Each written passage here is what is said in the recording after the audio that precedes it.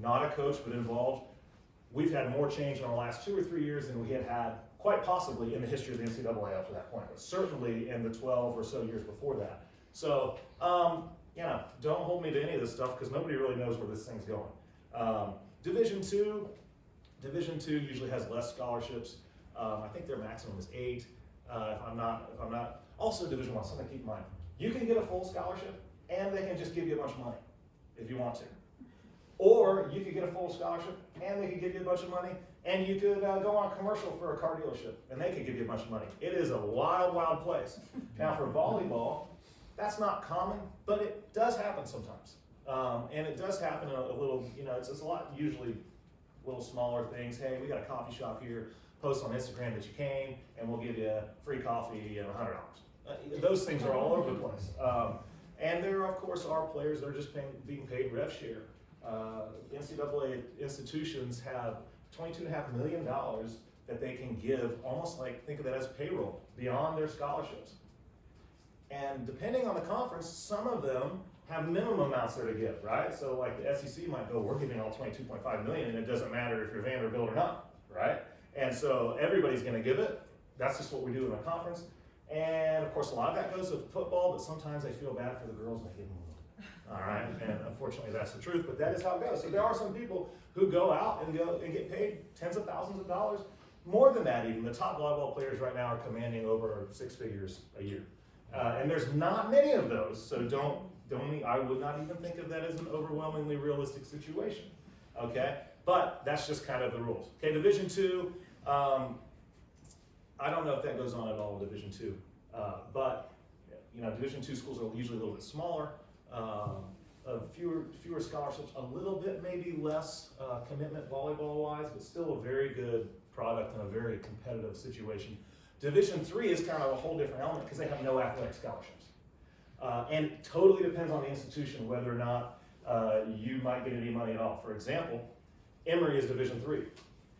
If you play volleyball at Emory, your expectation should be you're not going to get a cent from the school because all the money is for academics, or they could be need-based. So it's either need-based or merit-based. So if you don't have a need-based situation, the likelihood of you winning the merit-based money at a place like Emory is minuscule because a lot of really smart people are trying to go there. But a lot of Division III schools do give copious amounts of academic money, and they also a lot of times have huge teams, okay, because they try to drive enrollment through their athletics. So something to keep on. NAIA, very similar, although NAIA is got no rules. For years, you've been able to do anything in NAIA. I could go still play NAIA if I wanted to. and that's actually true. I have not used any type of eligibility whatsoever. They have no age limits. I had a friend that was NAIA men's coach that started a program, and he jokingly was like, you guys all need to come play for me. And we're like, that'd be something, but I don't think I'm going to work it out. At that time, I think I was 32 or 33. I don't think that's going to work. But NAIA, and it's totally, some schools really go hard into athletics, some schools treat it more like Division III and try to drive revenue or enrollment through that. And then you have in junior college, again, Division I, you can give full scholarships. You can actually give above and beyond, but my understanding is that's pretty rare. Division II, which I believe every JUCO in Alabama is Division II. You can give only tuition, fees, and books. Okay, so still quite a bit. And then Division III is non-scholarship situation. Okay, no, that is not what we're supposed to do next. Okay, we're gonna leave this and go to this handy, there was a link on that page. Well, just okay. And this link was wonderful. After I talked to all those people and got all the rules and wrote them all down, I found NCSA, which is kind of like a recruiting service, but have some free stuff. And this link will be in there, but all of these divisions have slightly different rules and situations. I know it's hard to read. One, there won't be a test, but two, hopefully this link will work when it gets sent out. But it goes through just all the very basics, all right? And generally speaking, Division I has the rules, okay? But they also happen to be the top of the pyramid. So although Division I can't contact you back until June 15th before your junior year, and all the others can, most of the schools, it mostly goes Division I first in there. So they don't have a lot of reason. And we'll talk about this later, but my advice would be, do all the research you want to, but June 15th is a great time to formally start a process. Not a good time to be making a decision for most people.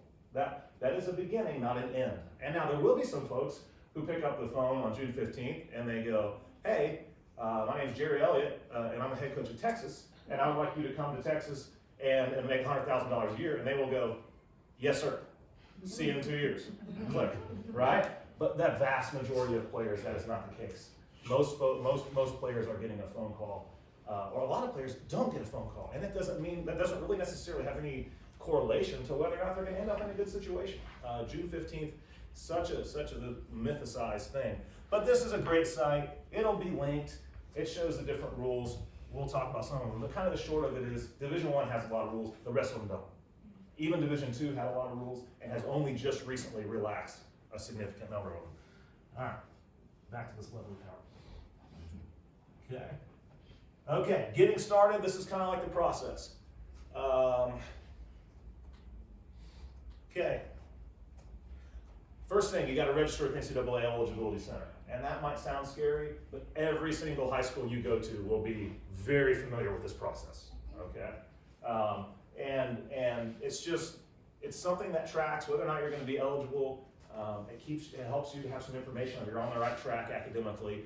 But you have to have it before you can go on a visit or before you can officially commit or sign something to go to a school. So this is important. This is not a very in-depth step.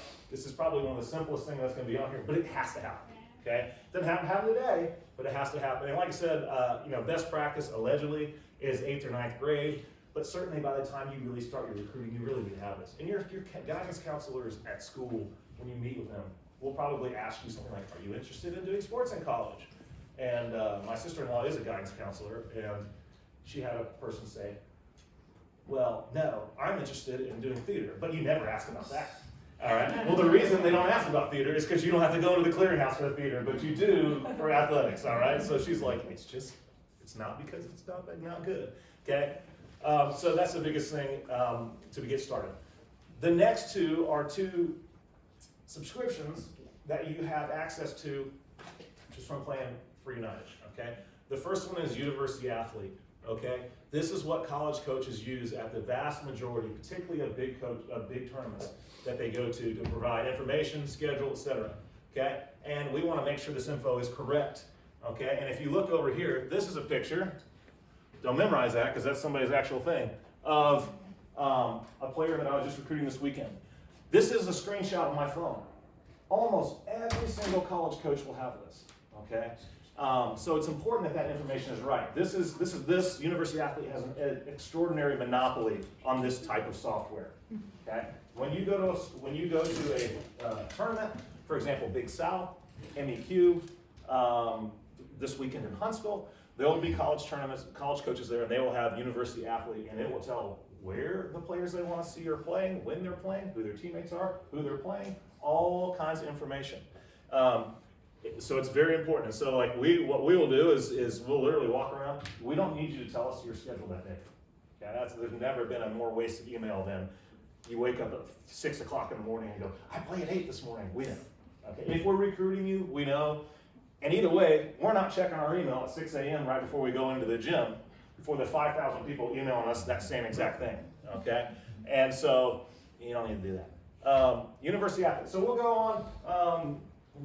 Jackie Cox is our 17 national coach. Her daughter, Jonna, is a very talented player, and she has volunteered to be our recruit for today. So this is University Athlete. Okay, I showed you on that other one, a screenshot of kind of what we see, and there's a whole lot of different information we go into. But this is what, let's see if I can make that just a touch bigger. Okay, there's all kinds of information on here, okay? And some of it is really important. Like, for example, your grad year. Your height is probably important. You would be shocked at how many people we recruit that says they're 5'3" and they meant 6'3". That just blows my mind. Yeah, when you go, and sometimes when we don't have anybody, we'll just sort it by middle block or 6 feet and over. Whoops. You know, and because there's thousands of people at these tournaments. You've got emails, you've got phone numbers. Those things are very important to be correct. Okay? Approach touch. We will eventually be taking that data here. School. Where you're from. You may not put your address in there because you may not want to get mail. People don't send as much mail as they used to, but you ought to give somebody an idea where you live. That's very helpful, all right? If we're recruiting at UAB and somebody lives in Huntsville, it's a little different situation than when they live in Juneau, Alaska, or something like that. The likelihood that they're going to be coming here is important. You can even see some of this random stuff about whether people are looking at you. Okay, let's go to profile. Again, there's endless things that you can put in here.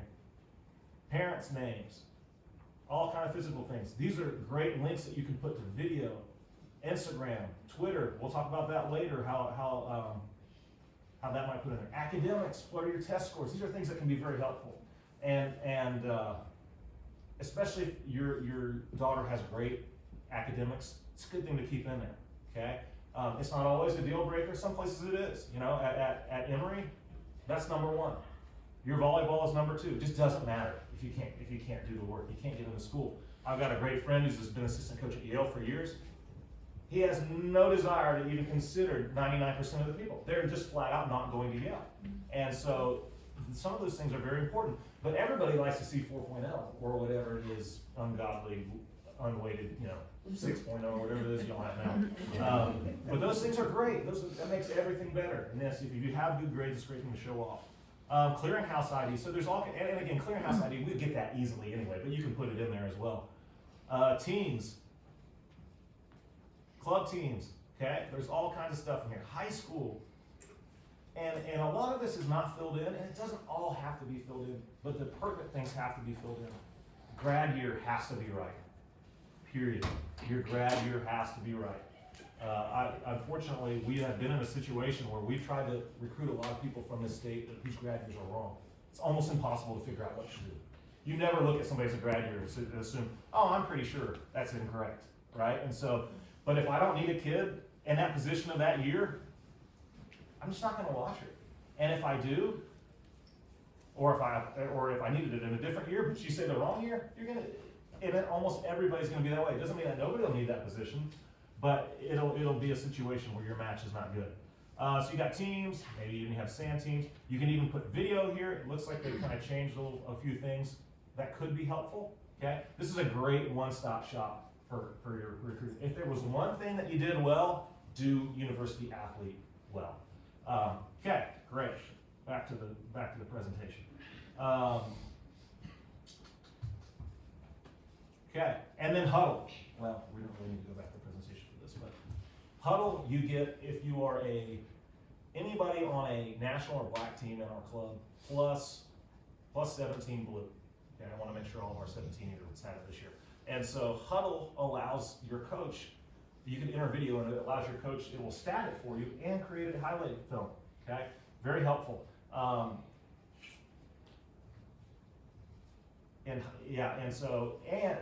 And you can use those links to send out anytime. So once again, we'll hop over here.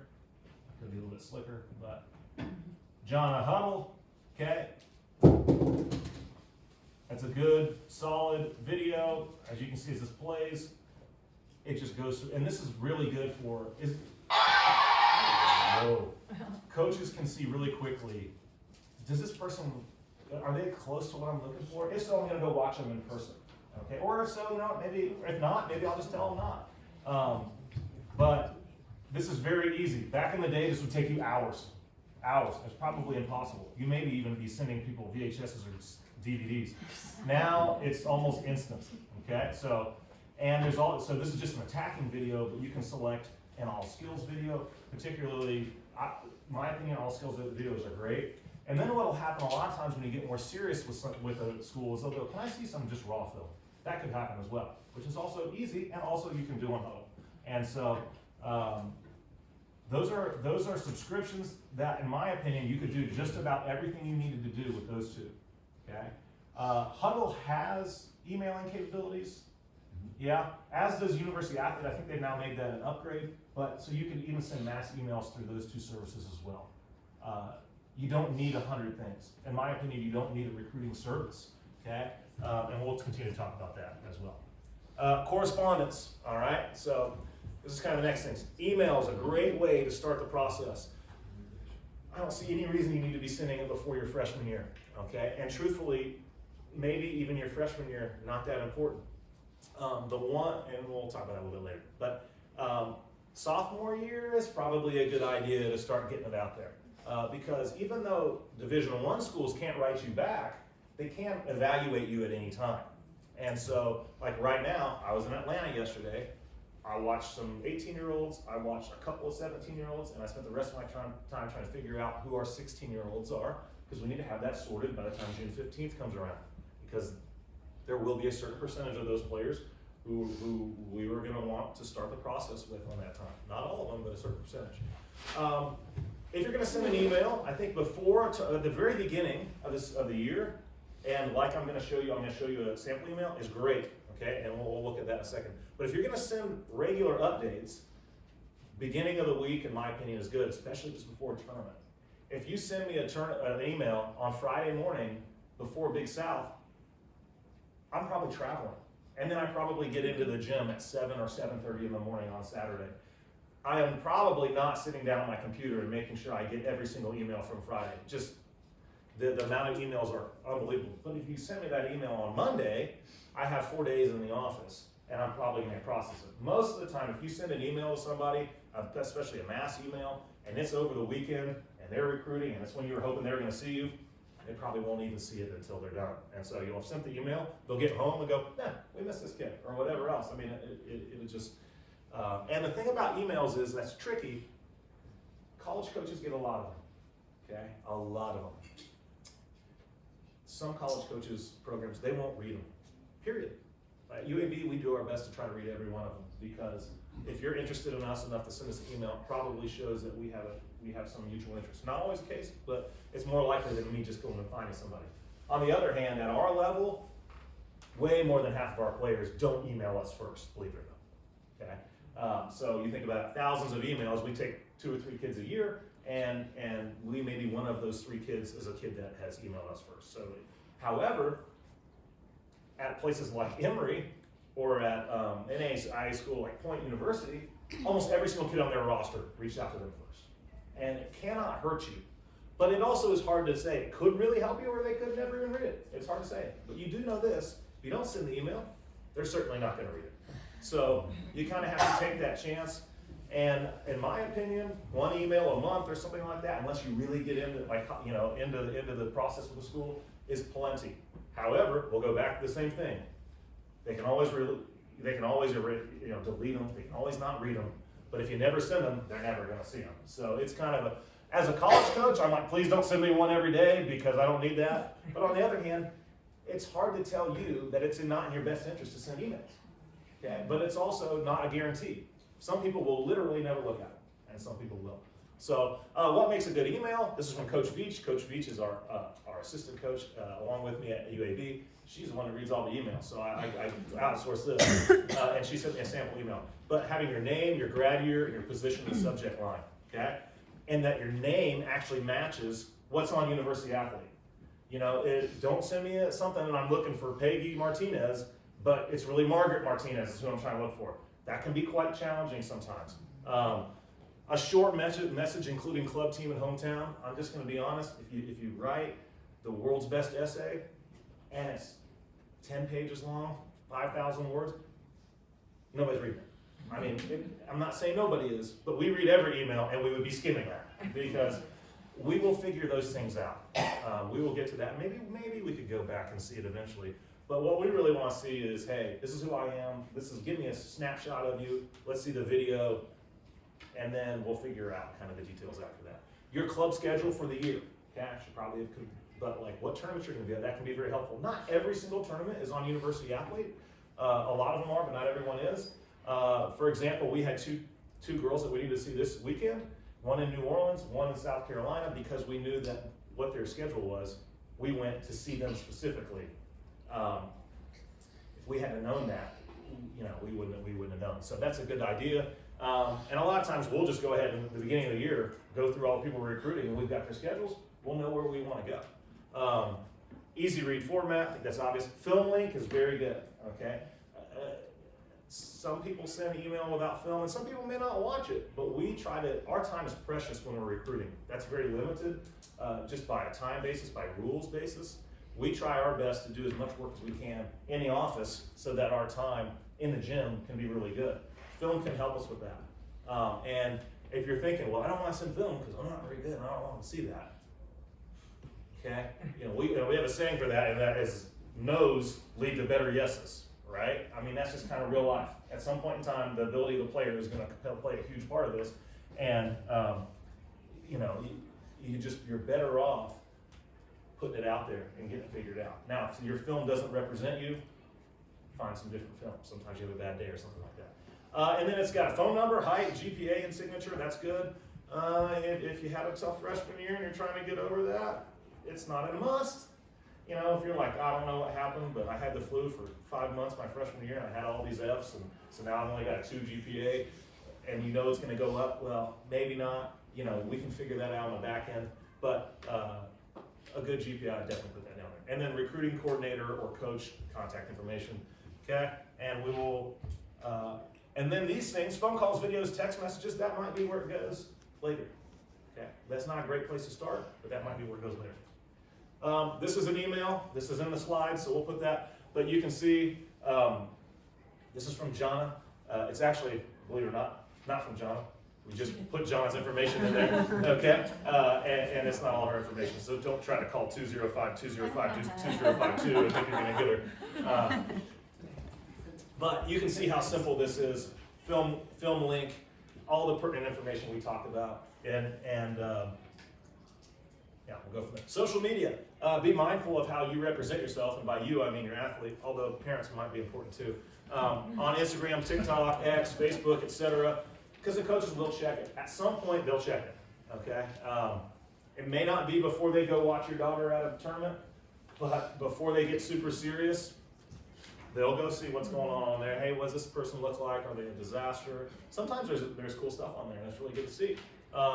And while social media can help you with your recruiting, it is not best practice for it to be your primary means of communicating or housing your video. Doesn't mean you can't put a volleyball video on Instagram, but no college coach wants to go, hey, here's my video, and then send you the link to their Instagram. It's really, really difficult to evaluate from an Instagram video. You can see some things, but you can't see it very well. And then we have evaluations, like we talked about, in-person evaluations. Coaches will watch you play at high school or club matches or practices. There are rules and customs about speaking with college coaches at competitions. A Division I coach is not allowed to speak with you during a competition. As a club director, I'm going to go a step further and say, if you're not a senior in high school, you shouldn't be talking to any club. Your player should not be talking to any college coaches during. That's just not appropriate. It's just not appropriate time. Now, day's done, great. Tournament's done, and sometimes that happens.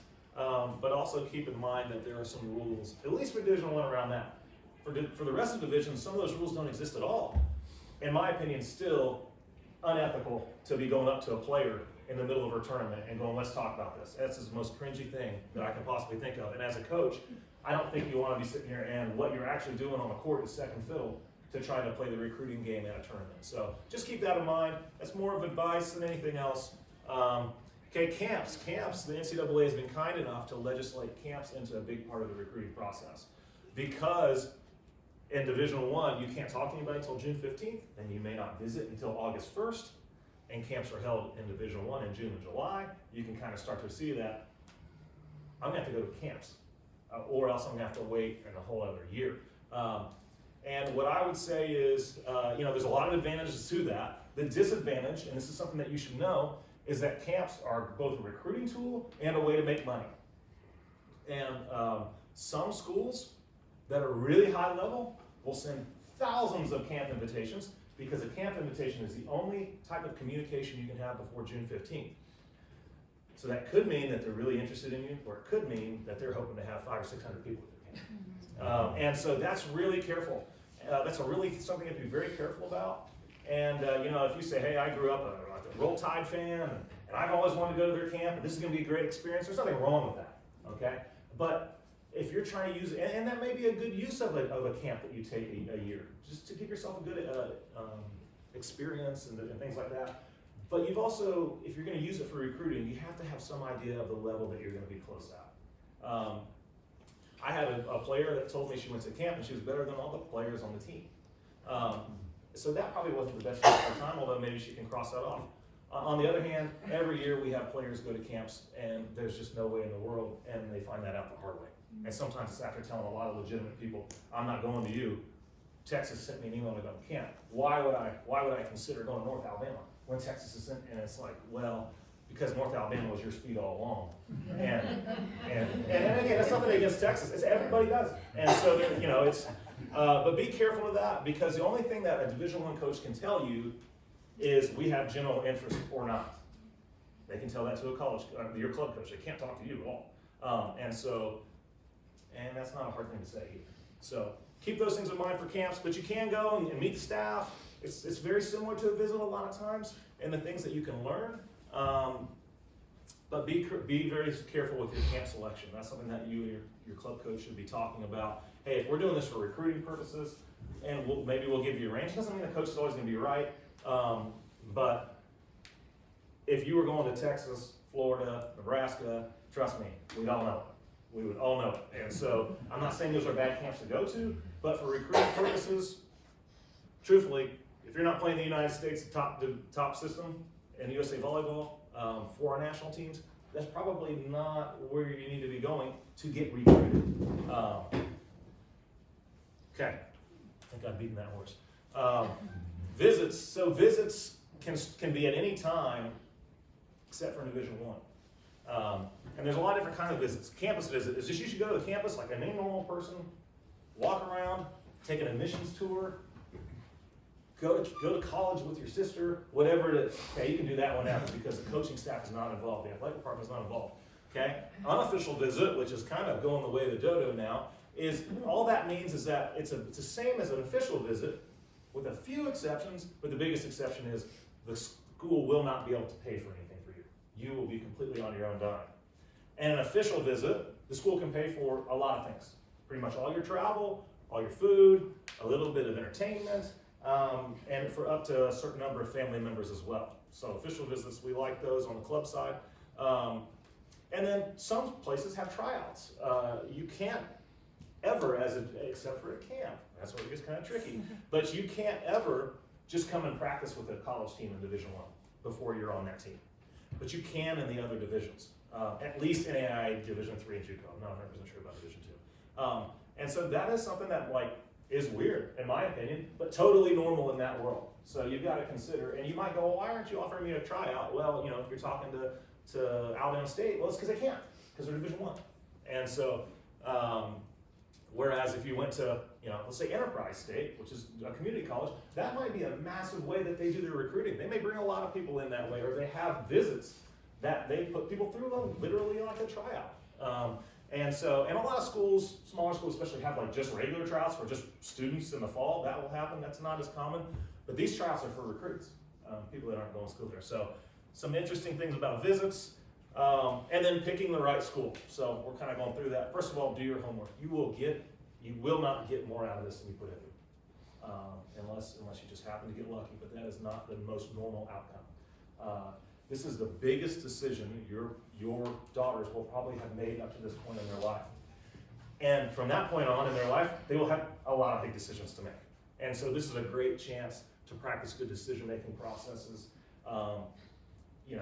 Good chance to be able to weigh options, consider personal values, consider what's important to you, and it will seem like a lot, probably. Okay, it will probably seem like a lot. It'll seem tough.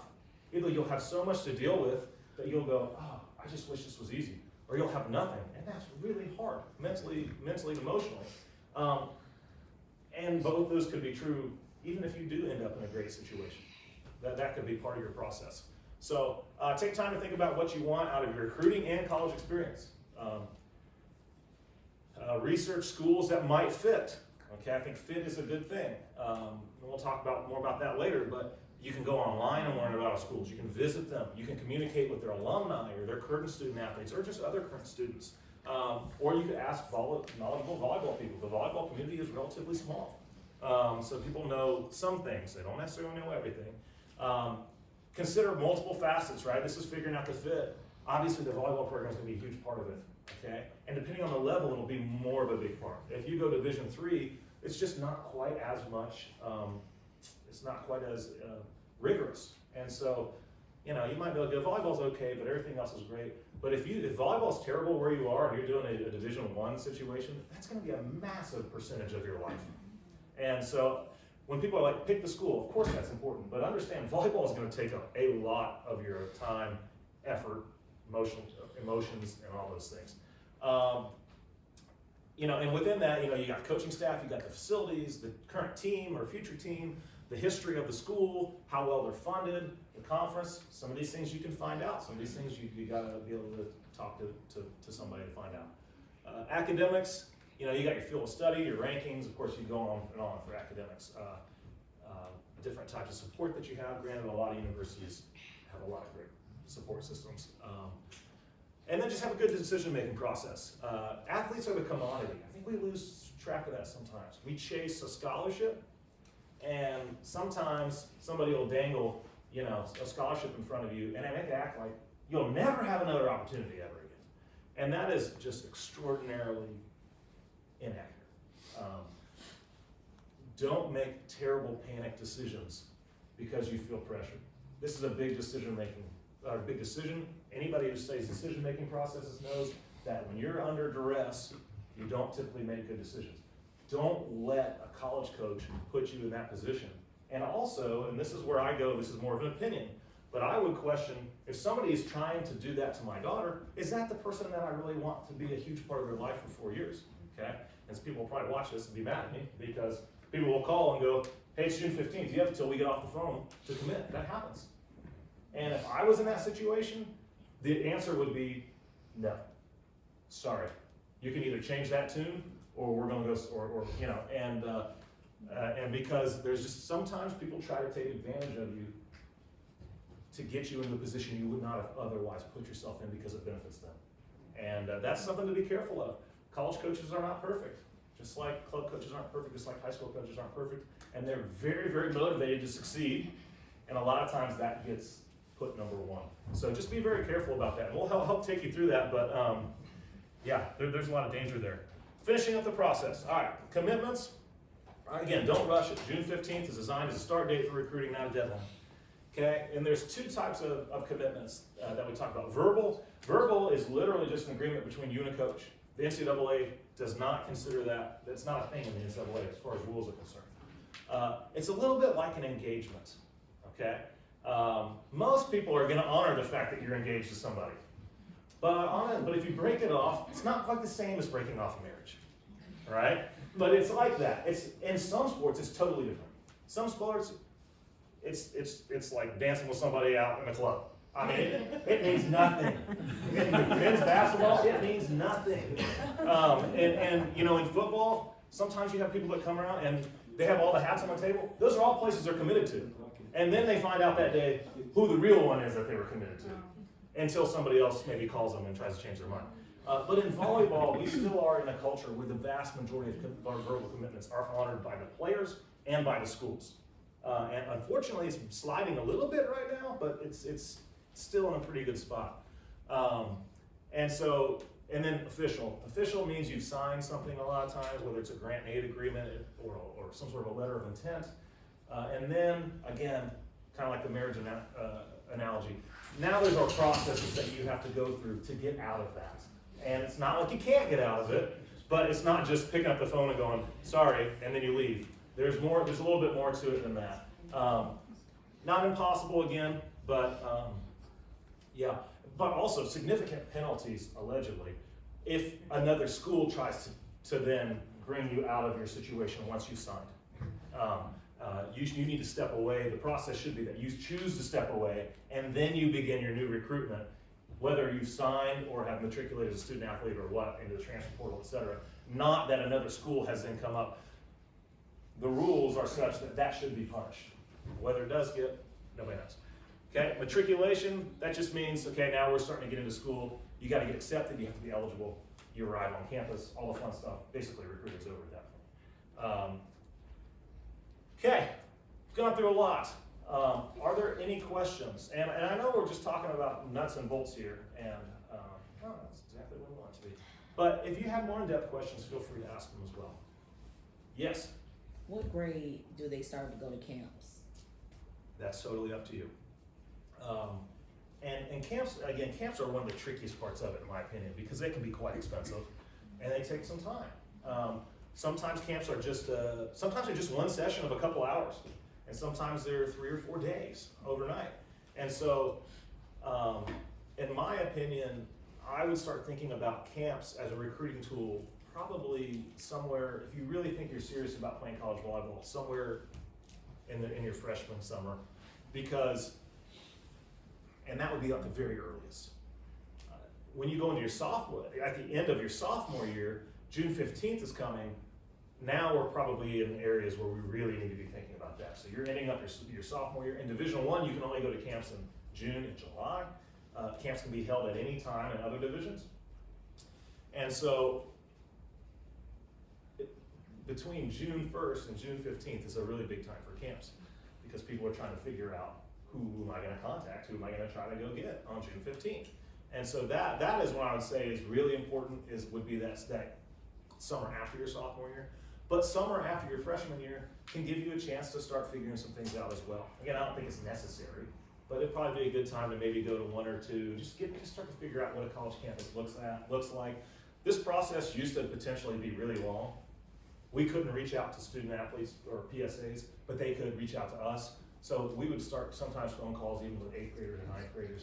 And part of that is weird, but part of that is healthy as well, because it did allow you to spread the process out over a manageable amount of time, without feeling necessarily rushed. Didn't mean that people weren't still telling 8th graders you need to commit today, which is unbelievable. But the vast majority of people weren't that way. So it was spread out. Now recruiting has been condensed significantly. So in my opinion, in order to make a good decision, it'd be nice to find a way to spread that out a little bit. So having some familiarity with different places, so yeah. But as an 8th grader, 7th grader, etc., camps could still be great, but I probably wouldn't look at them through the lens of recruiting, okay? Not that you couldn't still learn some things from that, especially as a parent. Scott, do you have a question? I just want to jump in. Yeah. As far as camps, from a club perspective, we have a lot of families that spend thousands of dollars to go to camps. And 99.9% of them are rip-off. I'll give an example. There was one that was advertised that UAB was hosting 2 years ago. And I had never heard of this camp, and I was talking to Ryan and Betsy a good bit. So I texted Betsy, I believe it was, and I was like, hey, you guys are really doing this camp? And she's like, we have no clue what you're talking about. And I think Ryan found out it was another group using the student athletic facility. But they had the rec facility. The rec facility. Athletic facility. Yep. And they have a Blazers logo. They have all of these college coaches listed. And what it turned out to be was there was another friend of mine was a college coach, and I sent him a message. He goes, we don't even know what you're talking about. It was his trainer was going to be there and was being paid to be a trainer, so they put their logo on there. I would just reach out to us as a club when you get those invites, and every college player will get an invite, or every player that plays volleyball will get one. So I'd just be cautious. If it's hosted by the actual team at a university, then that's a much higher potential to go to that. These ID camps, 99.9% of them are a money grab. Yeah. So I would say that. The other thing I'll say is he gave a link to a recruiting service. Use the link, it's good information, but as a club, I'm bold enough to just say, there's not one healthy recruiting service that you should pay for. Save your money, go burn it, at least get some heat in your house or something for it. Go on a really nice date night or whatever. Not one time have I found a recruiting service that is worth anything. We had a young lady 2 years ago that got real nervous. Her mom and dad were at a tournament. I told them the same thing. They signed up, and I knew she was getting an offer. I just couldn't tell her because college coach asked me not to. We had to wait till the end of the tournament. Tournament ends on Monday. She's going to get her offer at the end of the competition. Sunday, her family signs up for a recruiting service. They put it all over their social media that they got this kid a scholarship in less than 24 hours. They paid $3,600 for that, and they would not give them a refund. I can't, and again, I'm not speaking for Ryan. This is no. I as far as recruiting services go, I would completely agree with that. Yeah. And it's not to say that they're all predatory or anything like that. It's just redundant, right? I mean, there's just with what we offer and the ability to have to educate you and help you, you're double paying, in my opinion, and very rarely going to put yourself in a position to get a better situation. Another thing on camps that I want to mention is that sometimes there are ID camps as well. And to Scott's point, those are a little trickier. To Scott's point, sometimes they're a complete ripoff, and sometimes there are good colleges there. Right. And we will know which ones those are, by the way. Yeah, and one of the things, truthfully, that Alabama Performance does a good job of is they have a lot of coaches come to that camp that they run in the summer. And so I've worked it many times. And there are other camps that, I would say just ask if you're gonna go to. If you're going to a camp, on a campus run by that college, there's gonna be a lot of good that you get out of it. Minimum, you're gonna see the school, okay? Probably you'll get to work with either the players or the coaches. In volleyball, that still happens a lot. I remember somebody joking back in the days of Pat Riley that when you went to a Pat Riley camp, you'd see him fly in, come up and talk to everybody for 5 minutes and fly out. Volleyball's not like that as much. I'm not saying that there aren't some of that, but a lot of places, when you come to UAB camp, myself and Betsy and Ashley, we coach the players. And we have other people that do too, but it's only because we can't coach everybody at once, and so, and the other thing to know is some camps are really good, some college camps, we try to bring in a bunch of other college coaches to work our camp. Because one, they're good coaches and it's beneficial to them, and if student athletes, if PSAs can realize that if I go to this camp, even if it doesn't work out with UAB, it might work out with somebody else. But again, I would say try to find out what's going on, and even if I don't know, if you go, well, what goes on at North Alabama camp? I don't know. I'll call Tristan and find out. And we can figure that out. Most of the people in the region we have the ability to get in contact with very quickly. So, any other questions? Yes. As a Division I coach, you've got a kid, you've got a kid that's a sophomore and you might be interested in them and you want them to come to camp. Would your email look different to that person legally that you're reaching out to come to your camp because you know you want to look at her, compared to a mass email that you would send out to other kids? Yes. That's a good question. Plead the fifth. There is only, and I will say this, on like a semantics, you really can't get too cute. I mean, that's kind of the point of it. If somebody ends up turning you in and it looks like you got too cute, they will nail you for that. There's a lot of ways that you can get in trouble, but the number one way you can get in trouble is to put it in writing and send it out. And so, probably not. And again, Ashley handles our exact emails.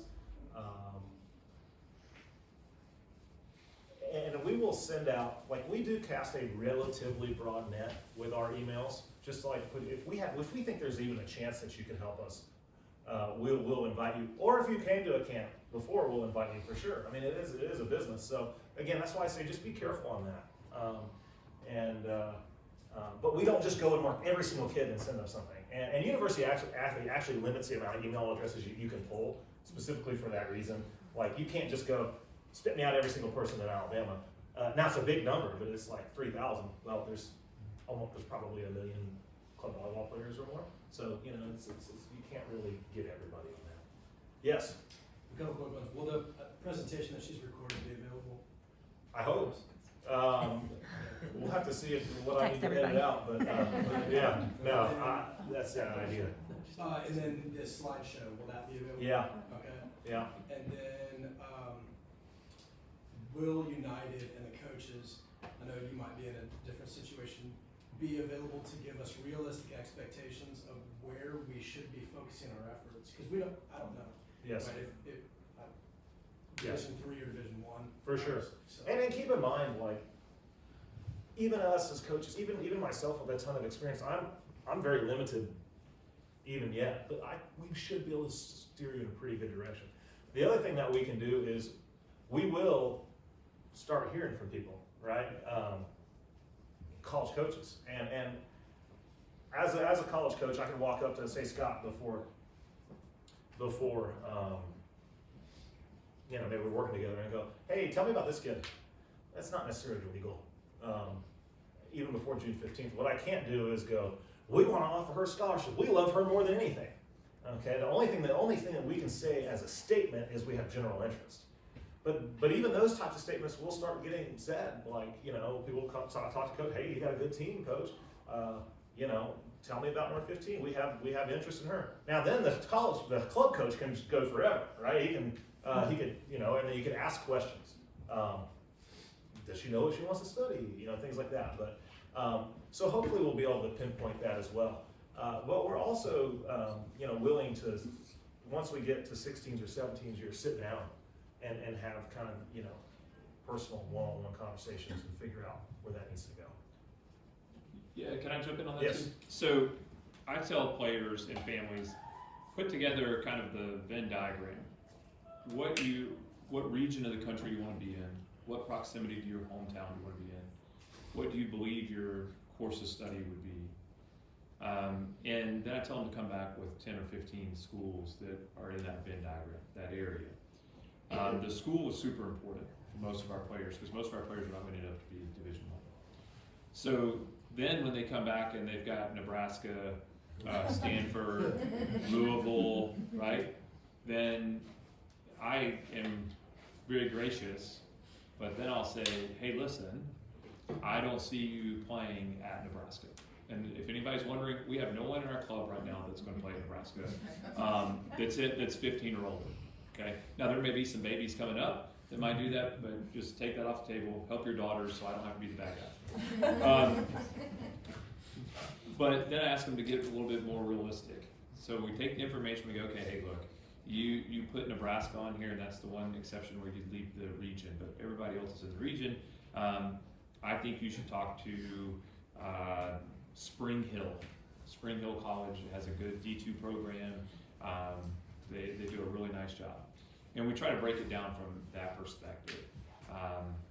So I would encourage you to do that work, and then they can approach one of the directors, or they can email one of us, and then we can kind of start doing that. We can work with their coaches to get some information, and then if they do have huddle, we can go in and watch that. And that kind of helps level set a little bit. I would love on your babies, encourage them, but keep them realistic, right? Every player wants to play at Nebraska.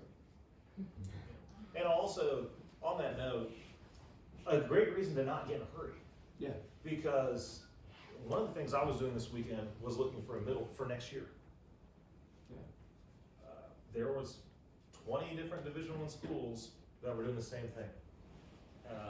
But when you're on the phone, or you maybe get this bug in your ear that goes, if you don't commit now, you're never going to have a chance. And that's just, and so that could happen. But I would say be patient. Now, if you know what you want and that's what happens, great. Make that happen, but I would say don't be desperate and let fear make you make a decision early, while not completely irreversible, also not the best course of action either. And so the lower the division you go, the more options you're going to have late. Just kind of period. And I tell players at certain levels, they can be 3 matches into their season, and you can tell them you want to play, and they'll put you on the team. Yeah. Right? So don't get, his point is so valid. Yeah. Do not get in a hurry. We've had girls sign the first week of August. We've had girls sign at the earliest, and they both have similar trajectories. Yeah, and I think to echo one other thing that Scott said, or at least maybe add to it, knowing that I want to play college volleyball, knowing like what that means to you. Do you want it to be significantly more than what you did in high school and club? Well, if that answer is no, it's probably not Division I. Right.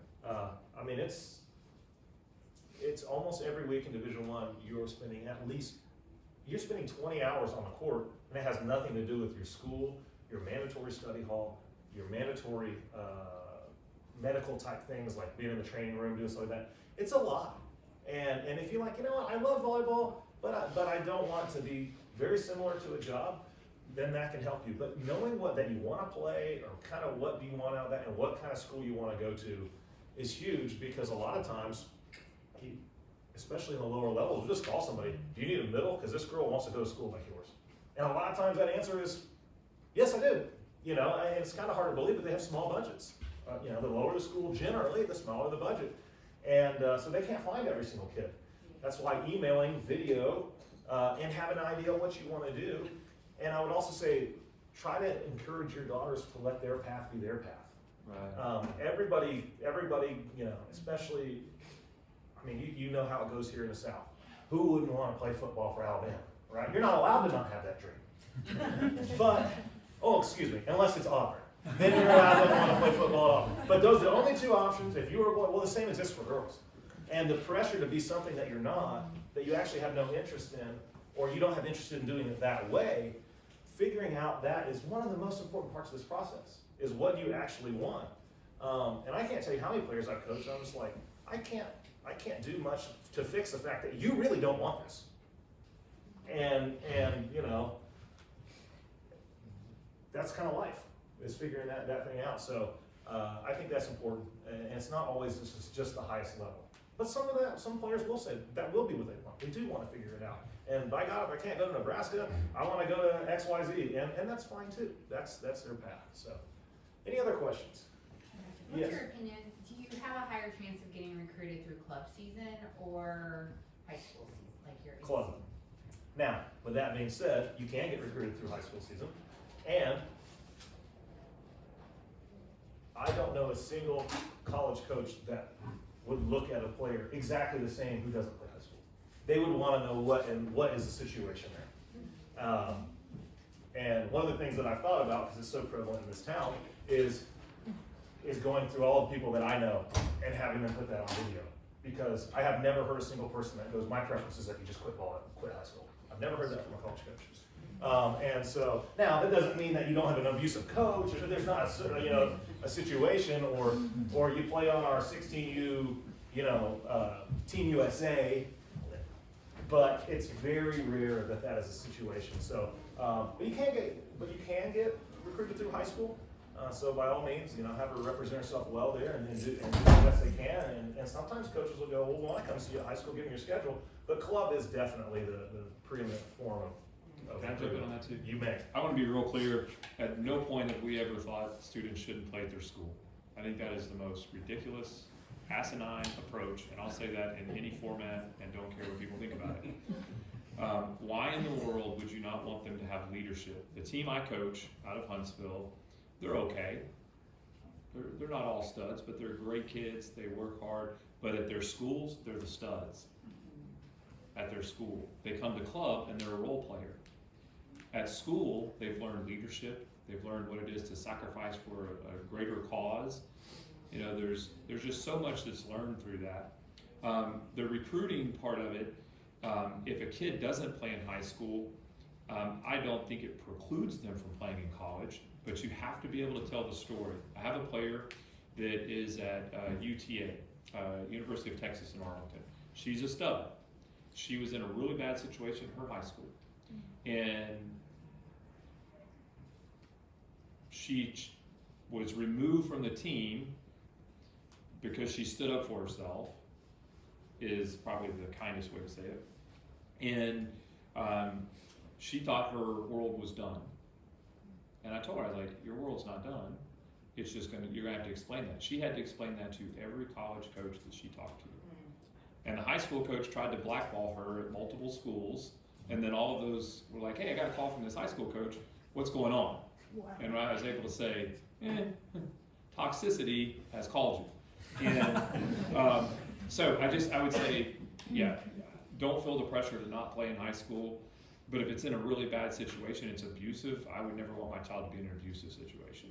But we support high schools. If a high school asks us to support them financially and buy an ad, we're doing it. Like, we think that high schools are valuable. And for our athletes, they learn so much in that environment. Are club teams generally better than high school teams? Well, of course, because you have a further reach. And it's a longer season. But probably not your 15s. Huh? But probably not your 15-year-old team. Probably not your 15-year-old team. like- Right. Yeah, that makes a lot of sense for 2 years. Yes. So, Yeah. well, hey, I'm going to tell you the most surprising thing you'll ever believe is that apparently somebody's rented this room at 4:30 right after we were supposed to go. Really? I know. Hard to believe. I know. But what I will say is, I've got till 5, so if we just want to go out in the hallway, and if you have any more questions, then we can answer them there. But thanks again. If you don't want to stay around, that's great. But if you got more questions, all we have to do is move this thing right out in the hallway. That's funny. That is unbelievable.